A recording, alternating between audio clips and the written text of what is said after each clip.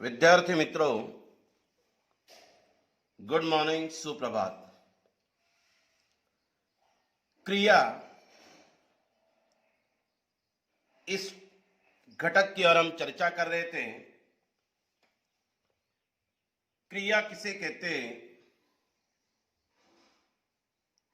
क्रिया की परिभाषा, व्याख्या हमने देखी थी गत तासिका में। क्रिया का पहला प्रकार हमने देखा था सहायक क्रिया। आज हम देखेंगे प्रेरणार्थक क्रिया।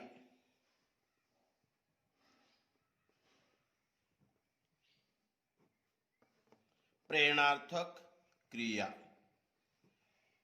प्रेरणार्थक क्रिया परीक्षा की दृष्टि से महत्वपूर्ण एक व्याकरण का घटक है। अभी मैं कुछ वाक्य लिखता हूं। पहला उदाहरण कभी हम देखते हैं। नंबर 1, राधा पाठ पढ़ती है। ये पहला वाक्य। दूसरा वाक्य, मां राधा को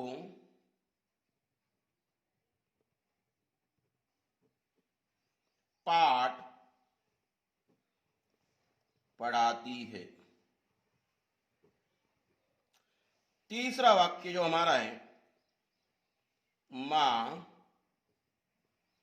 राधा को अध्यापक से पाठ पढ़वाती है। ये 3 वाक्य मैंने लिखे हैं।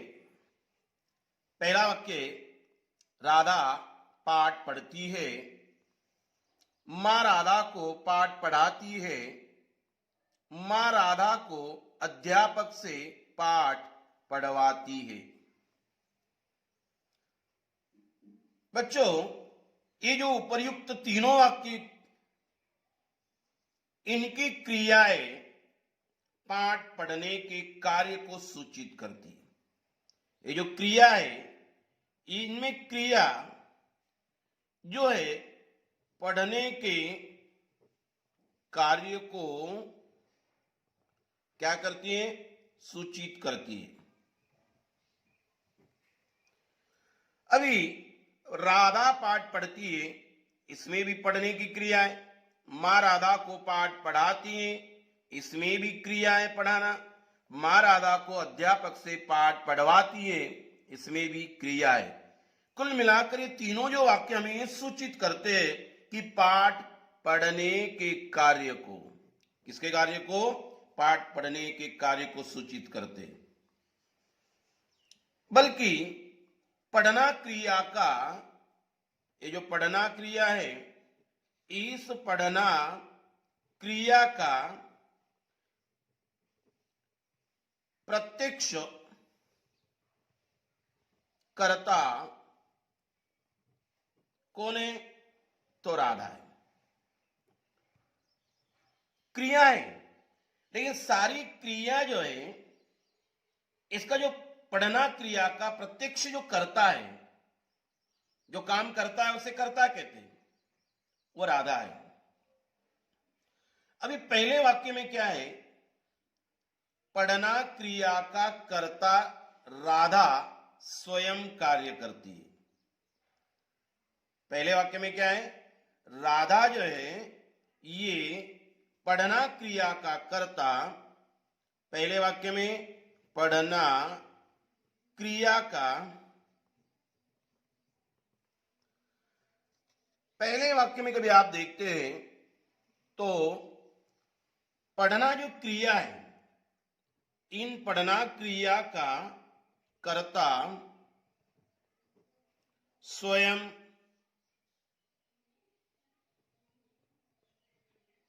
कौन है? राधा है। दूसरे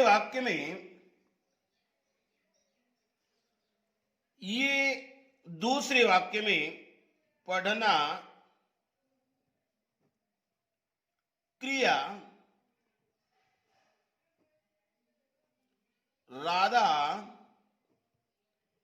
के मां के द्वारा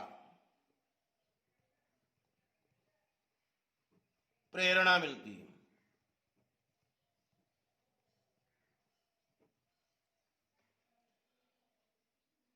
तीसरे, जब पढ़ना क्रिया का कर्ता स्वयं राधा है। दूसरे में क्या है, पढ़ना क्रिया राधा की मां के द्वारा प्रेरणा मिलती है, तो मां के द्वारा प्रेरणा मिलने के कारण इसे हम कहेंगे प्रथम प्रेरणार्थक। क्या कहेंगे, प्रथम प्रेरणार्थक। राधा को मां के द्वारा प्रेरणा मिल रही है, एक के द्वारा प्रेरणा मिल रही है, इसीलिए हम उसे कहेंगे प्रथम प्रेरणार्थक। परंतु तीसरे वाक्य में पढ़ना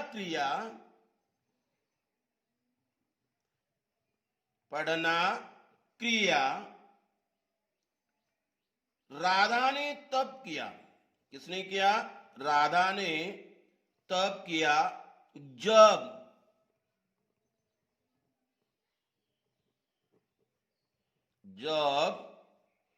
उसे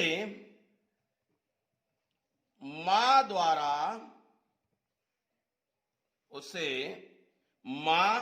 द्वारा अध्यापक की प्रेरणा मिली।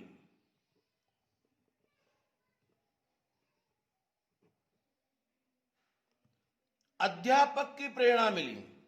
एक मां की भी प्रेरणा है, एक अध्यापक की प्रेरणा है। दोनों की प्रेरणा मिलने के कारण इसे हम क्या कहेंगे, द्वितीय प्रेरणार्थक। द्वितीय प्रेरणार्थक। तो ये बच्चों, ये तीन वाक्य से थोड़ा बोध आपको आया होगा। अंत में उसकी परिभाषा भी हम तैयार करते हैं। देखिए, पहला, राधा पाठ पढ़ती है, ये स्वयं प्रत्यक्ष कर्ता इसमें राधा है। मैं कहूंगा उसे पढ़ना, ये उसकी मूल क्रिया बन चुकी। दूसरे वाक्य में भी क्रिया है, पढ़ती है, लेकिन राधा को मां की प्रेरणा मिल रही, मां के द्वारा। एक प्रथम प्रेरणार्थक। दूसरे में क्या है, मां राधा को अध्यापक से पाठ पढ़वाती, मतलब मां और अध्यापक दो की प्रेरणा है, इसीलिए उसे द्वितीय प्रेरणार्थक। इसीलिए हमने उसके नीचे विस्तार से देखा था कि पढ़ना क्रिया कर्ता स्वयं राधा है। पढ़ना क्रिया राधा के मां द्वारा प्रेरणा मिलती है, प्रथम प्रेरणार्थक। पढ़ना क्रिया राधा ने तब क्रिया समाप्त की जब उसे मां द्वारा अध्यापक की प्रेरणा मिली, मतलब दो की प्रेरणा मिली, इसीलिए उसे द्वितीय प्रेरणार्थक क्रिया कहते हैं। अभी हमें उसकी परिभाषा मिल गई। क्या परिभाषा मिल गई, वो हम देखते हैं। जो क्रिया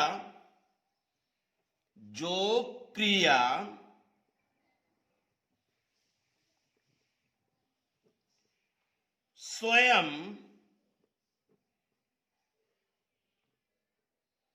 नहीं की जाती, बल्कि किसी की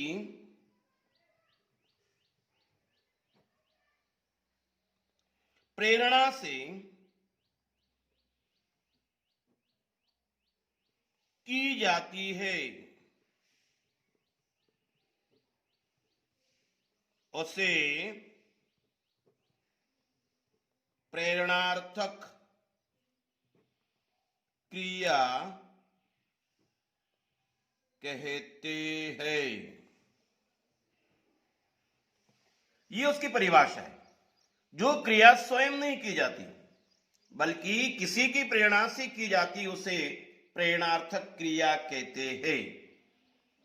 तो बच्चों, प्रेरणार्थक क्रिया इसके दो प्रकार हैं।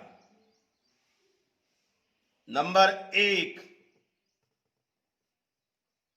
प्रथम प्रेरणार्थक, दूसरा द्वितीय प्रेरणार्थक। ये पहला प्रकार, ये प्रथम प्रेरणार्थक, ये दूसरा प्रकार, ये दोनों के दोनों प्रेरणार्थक के क्रिया के प्रकार है। तो ये दोनों प्रकार, इसमें से प्रथम है प्रथम प्रेरणार्थक और द्वितीय प्रेरणार्थक की प्रेरणार्थक क्रिया के दो प्रकार और उसके नियम जो है उसकी आज हम चर्चा करने वाले हैं। आइए अभी हम देखेंगे प्रथम प्रेरणार्थक क्रिया। क्या देखेंगे? पहला प्रथम प्रेरणार्थक क्रिया।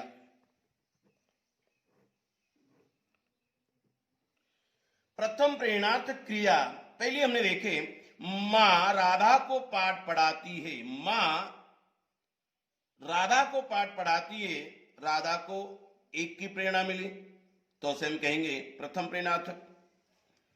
जब क्रिया करने वाला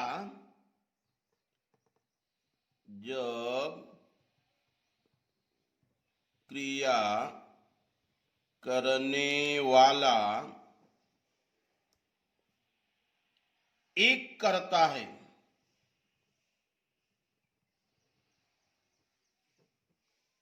जब क्रिया करने वाला एक करता है, काम करने की प्रेरणा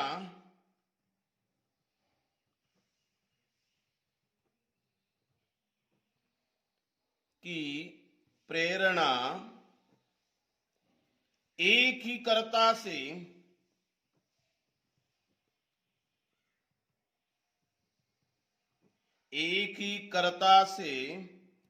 मिलती है, तब उसे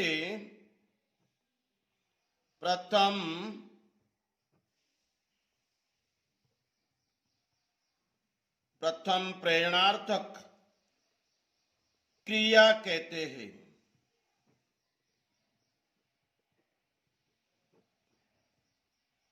जब क्रिया करने वाला एक कर्ता, काम करने की प्रेरणा एक ही कर्ता से मिलती है, तब उसे प्रथम प्रेरणार्थक क्रिया कहते हैं। जब क्रिया करने वाला एक ही कर्ता होता है और उसको काम करने की प्रेरणा एक से ही मिलती है, तब उसे प्रथम प्रेरणार्थक क्रिया कहते हैं। जैसे उदाहरण के तौर पर कभी हम देखते हैं, जैसे मां बच्चे को खाना खिलाती है। मां बच्चे को खाना खिलाती है। खाने की क्रिया बच्चे कर रहे, एक कर्ता, क्रिया करने वाला एक कर्ता, काम करने की प्रेरणा एक ही कर्ता से मिलती है। बच्चे को खाने की क्रिया मां के द्वारा मिलती है, मतलब एक ही कर्ता से मिलती है। इसीलिए बच्चा काम कर रहा है लेकिन एक ही प्रेरणा से काम कर रहा है, इसीलिए उसे प्रथम प्रेरणार्थक क्रिया कह सकते हैं। मतलब आपको काम करने के लिए किसी एक की प्रेरणा मिलती है तो उसे प्रथम प्रेरणार्थक क्रिया कहते हैं। नंबर 2,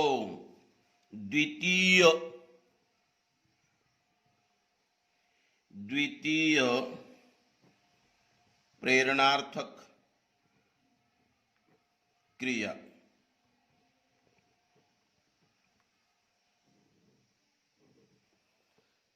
अभी इसमें क्या, जब एक कर्ता पर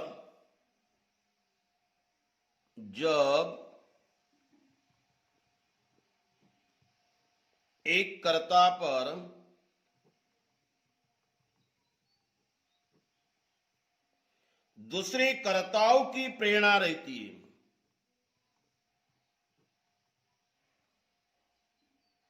दूसरे कर्ताओं की प्रेरणा रहती है, तब उस क्रिया को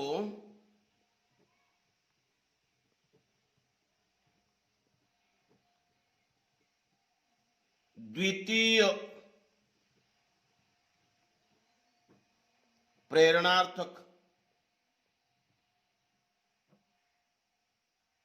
क्रिया कहते हैं।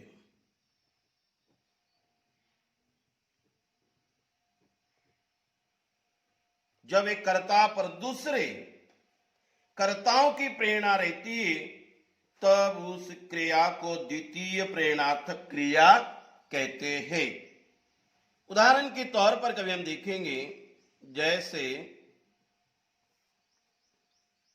मां बच्चे को नौकरानी से खाना खिलवाती है। मां स्वयं नहीं काम कर रही, बच्चे यहां काम करना है खाने का, लेकिन उसको नौकरानी दूसरे कर्ता की जरूरत है। मतलब यहां दो की प्रेरणा मिल रही है, इसीलिए उसे हम द्वितीय प्रेरणार्थक क्रिया कहते हैं। बच्चों, ये तो हो गया प्रथम प्रेरणार्थक द्वितीय प्रेरणार्थक। संक्षिप्त में एक की प्रेरणा प्रथम प्रेरणार्थक, दो की प्रेरणा द्वितीय प्रेरणार्थक। लेकिन उसके कुछ नियम है, उन नियमों को हमें ध्यान में रखना बहुत आवश्यक है। क्या नियम है, तो इन नियमों की अभी हम चर्चा करते हैं। यदि मूल क्रिया का जो क्रिया है, उस मूल क्रिया का प्रथम अक्षर, मूल क्रिया का प्रथम अक्षर आकारांत हो, आकारांत आस, तो वह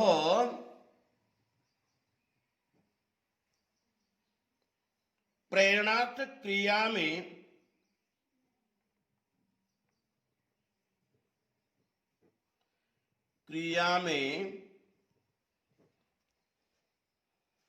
क्या बनता है, अकारांत का अकारांत बन जाता है।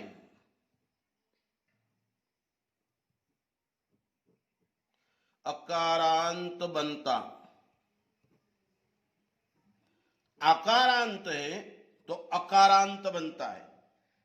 आ है, उदाहरण के तौर पर कभी मैं बताना चाहता हूं, भागना,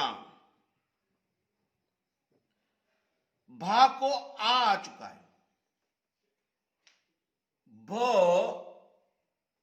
कैसे बन गया भो, ये जो भो है ये उसमें आ मिला दूं तो भा बन जाएगा। मतलब इस भा में आ चुका है। क्या आ चुका है? आ मतलब अकारांत, तो अ बन जाएगा। तो अ बनने के लिए केवल मुझे भ, उसमें अ रहेगा तो भ बनेगा। तो क्या बनेगा? भागना प्रथम बनेगा भगाना, और द्वितीय बनेगा भगवाना। यहां आ है, यहां अ है। नियम समझ में आया होगा आपको। यहां आ है, यहां अ आ गया, यहां अ आ गया। प्रथम अक्षर में आ आने के कारण उसका अकारांत बनता है भागना, भगाना, भगवाना। अभी नियम नंबर 2 की ओर चर्चा करेंगे। क्या बताता है नियम नंबर 2? प्रथम अक्षर,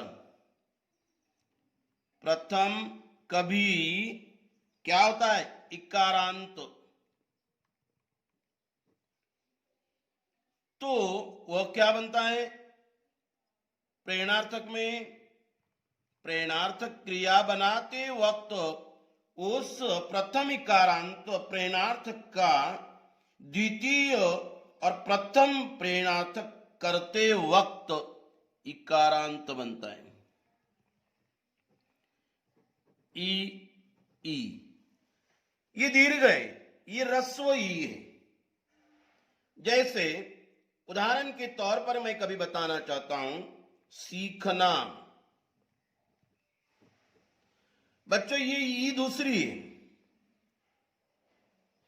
ये स, ये ई, क्या बनेगा? सी।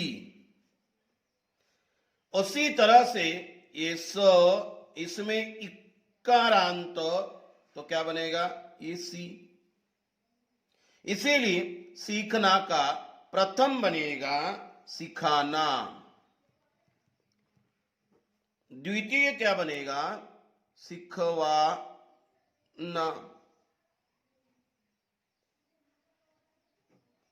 ये दूसरी है, ये पहली है। ये दीर्घ है तो ह्रस्व, मतलब इकारांत का इकारांत बनेगा, दीर्घ का क्या बनेगा? ह्रस्व बनेगा। ये नियम नंबर 2, इसकी चर्चा हमने की है। अभी नियम नंबर 3, उसकी क्या चर्चा है? नियम नंबर 3 क्या बताता है हमें? प्रथम और द्वितीय क्रिया बनाते वक्त क्या ध्यान में रखना है? तीसरी, यदि मूल क्रिया का प्रथम अक्षर, प्रथम कभी उकारांत है, तो प्रेरणार्थ क्रिया बनाते वक्त उकारांत।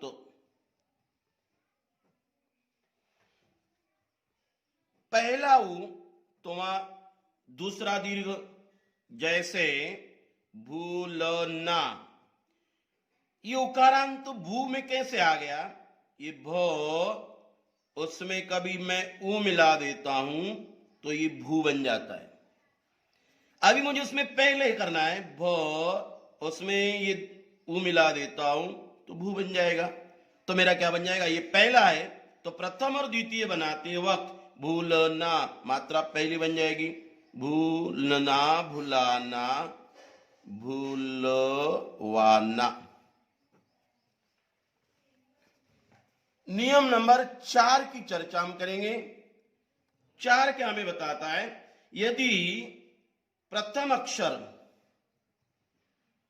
क्या है प्रथम अक्षर? इकारांत,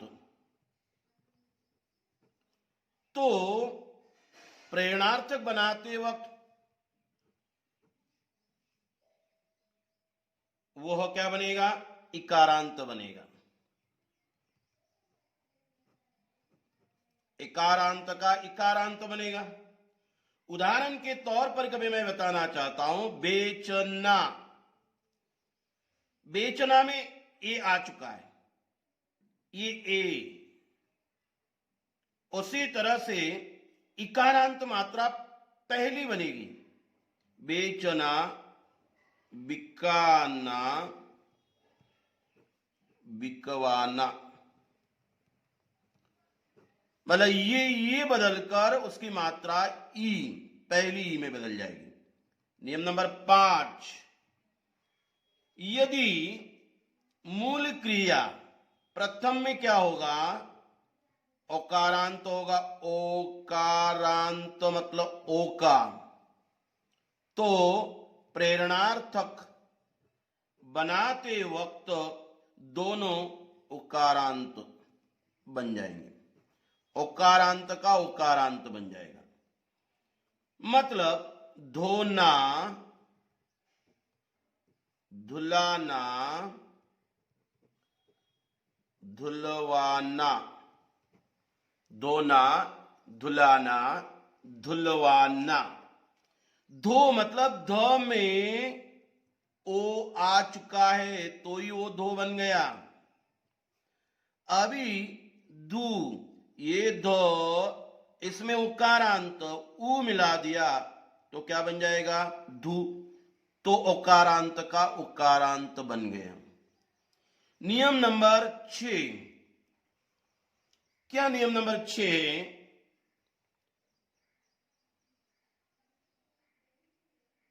धातु के अंत में कभी ला और लवा,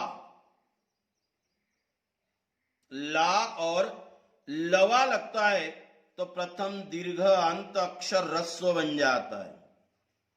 जैसे छूना, छुलाना, छुलवाना। धातु के अंत में ला या लवा, लवा, ला, तो उसका प्रथम अक्षर जो है वह ह्रस्व बनता है, मतलब पहला बनता है।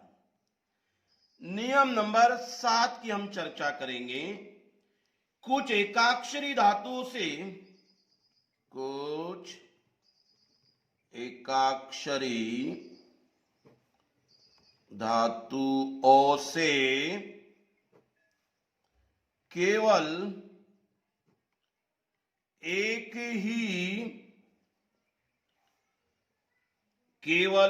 ही प्रथम प्रेरणार्थक क्रिया बनती, उसमें द्वितीय नहीं बनता है। जैसे लेना, लिवाना, द्वितीय नहीं बनेगा। क्या होता है, जो अकर्मक क्रियाएं होती है उन अकर्मक क्रियाओं का प्रेरणार्थक रूप नहीं बनता।